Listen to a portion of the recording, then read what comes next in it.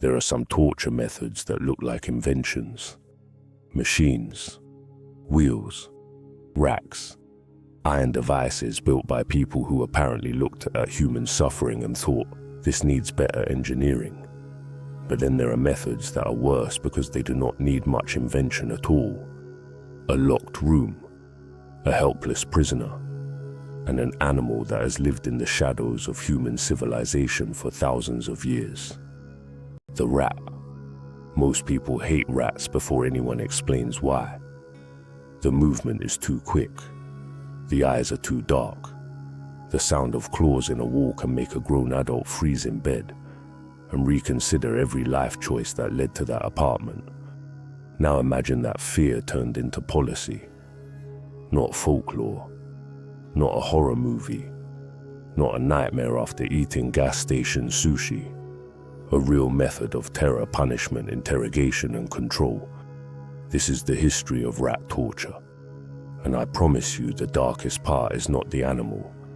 It is the human being who looked at fear and decided to use it as a tool.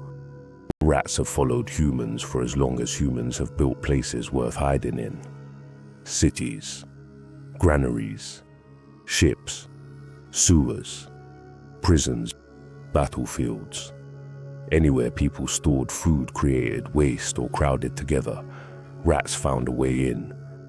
They lived at the edge of the firelight, behind walls, under floorboards, inside the places people did not want to look. That is why rats became more than animals in the human imagination. They became symbols: disease, filth, decay, hunger, death. A rat in a home meant something had broken. A rat in a prison meant the prisoner was not alone, but not in any comforting way. And that symbolism made rats useful to cruelty, because torture is not only about pain, it is about imagination. The body suffers what is happening. The mind suffers what might happen next. Rat torture worked because the fear arrived before the injury did.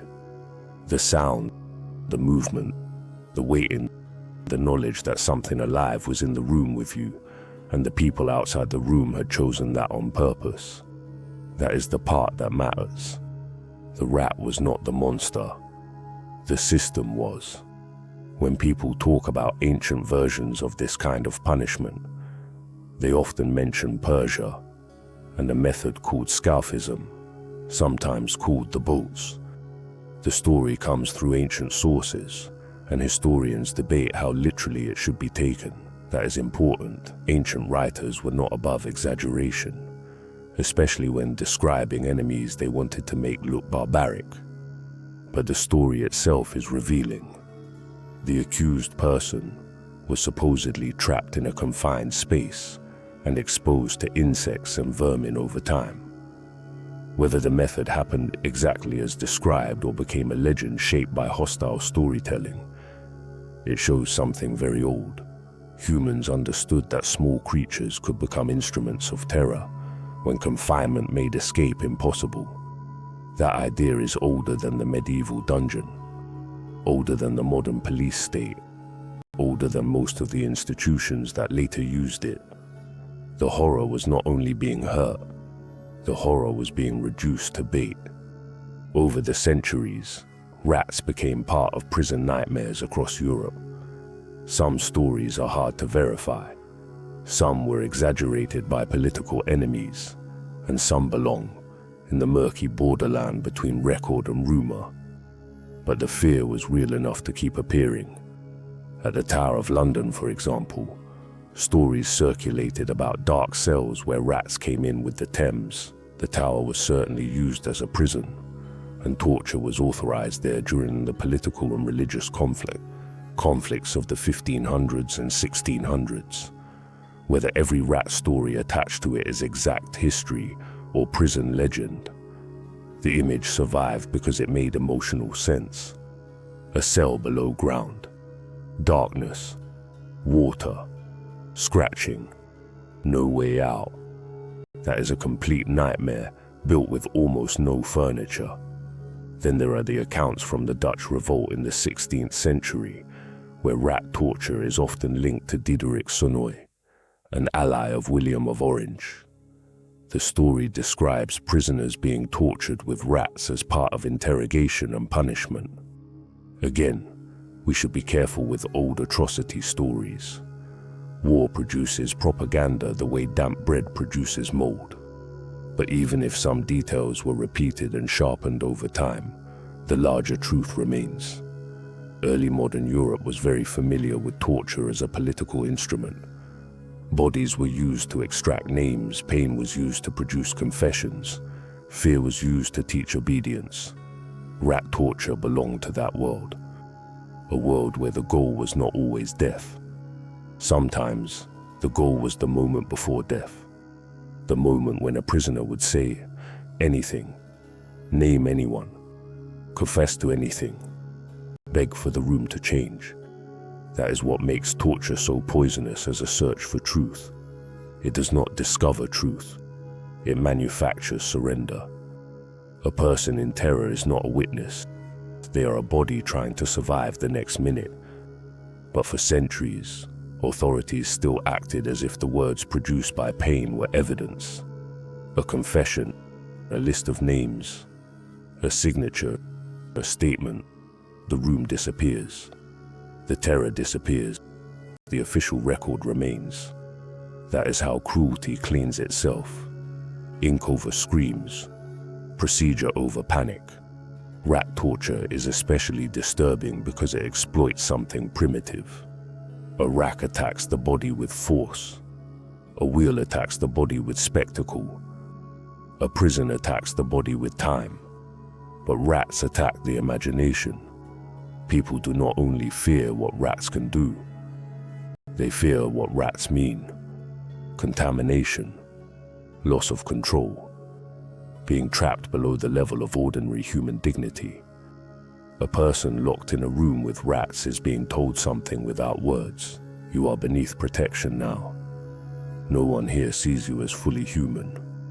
And that message may be the real torture, because dictators, interrogators, and prison guards have always known that breaking a person is not only about creating pain.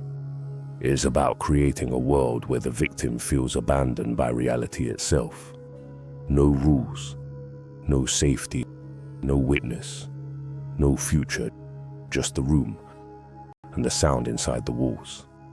That is why this method did not remain trapped in medieval stories. It appears again in the modern age in reports from authoritarian regimes and military dictatorships. In the 20th century, torture was not some relic from the Middle Ages. It was used by states with ministries, uniforms, paperwork, intelligence agencies, detention centers, and official language designed to hide what was happening.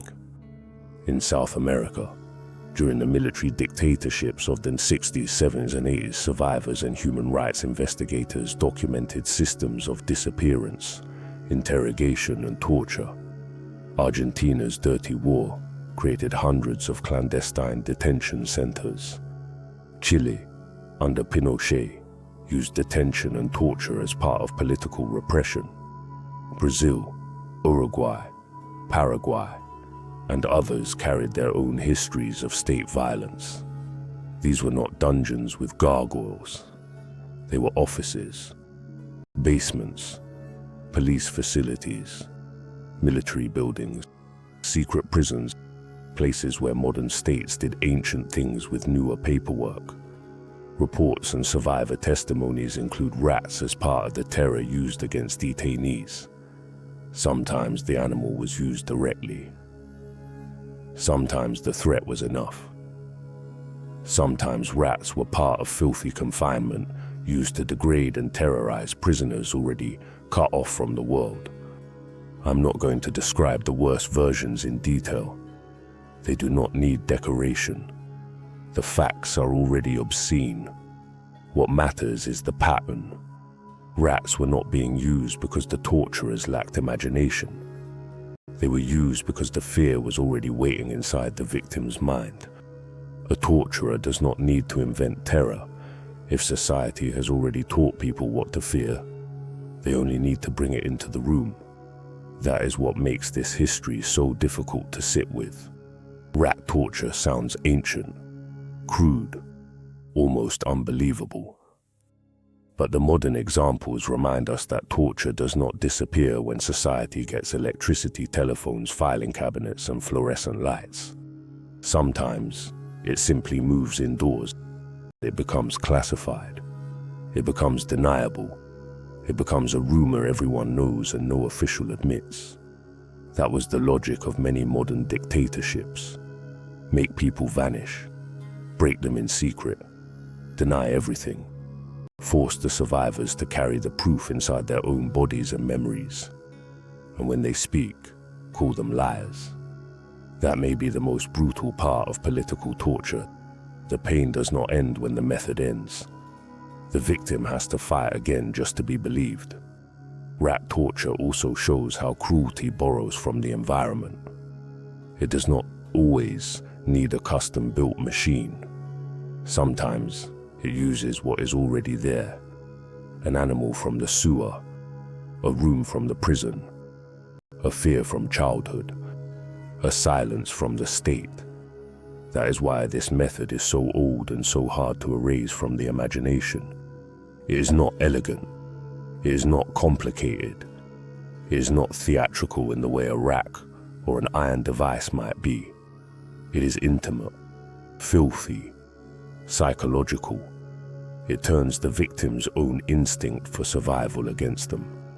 And it turns an ordinary animal into a message from power: no one is coming. That message is the center of the entire history of torture. No one is coming. Not the law, not the neighbors, not the family, not the outside world. The torturer wants the victim to feel alone in the universe. Rat torture made that loneliness physical. The room had company, but not comfort. And outside the room were people who could open the door but chose not to. That is the line between fear and evil. Fear is natural. Using fear as a weapon is a decision. And history is full of people making that decision, then hiding behind words like security, interrogation, discipline, punishment, or order.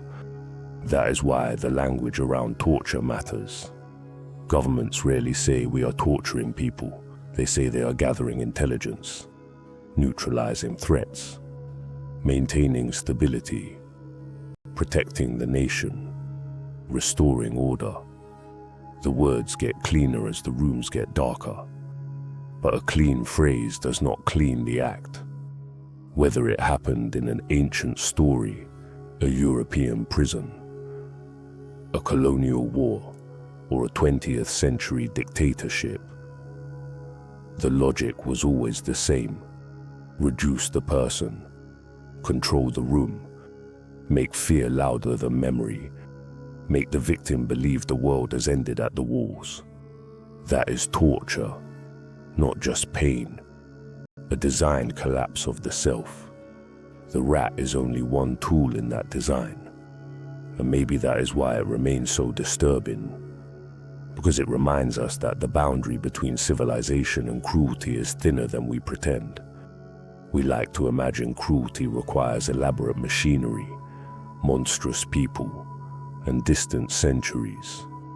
But sometimes, cruelty needs only permission, a door that locks, a person with power, an institution willing to look away, and something small moving in the dark. The story of rat torture is not really about rats. It is about what humans do with fear. Rats did not build prisons. Rats did not write interrogation orders. Rats did not create dictatorships. Rats did not disappear political prisoners. People did. States did. Institutions did. And then when history finally looked back, people tried to blame the darkness itself. But darkness is not guilty.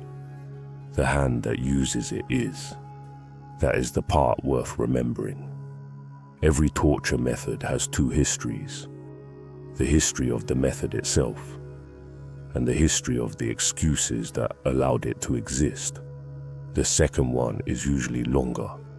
Someone always has a reason, a confession, a rebellion, a heresy, a war, a threat, a national emergency, a dangerous enemy, a public good.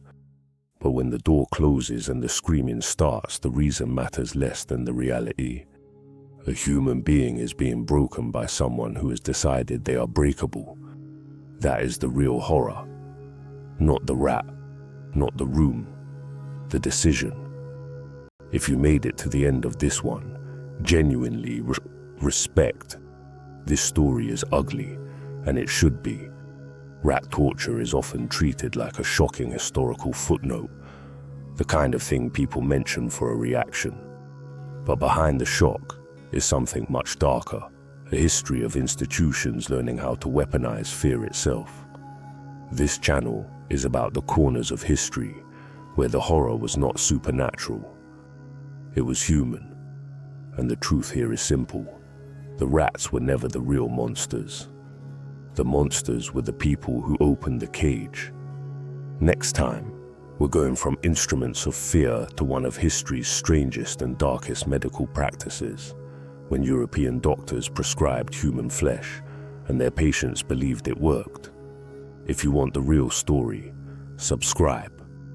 And if this episode changed how you think about torture, fear, or the way governments hide cruelty behind procedure, drop a comment and tell me what part hit hardest.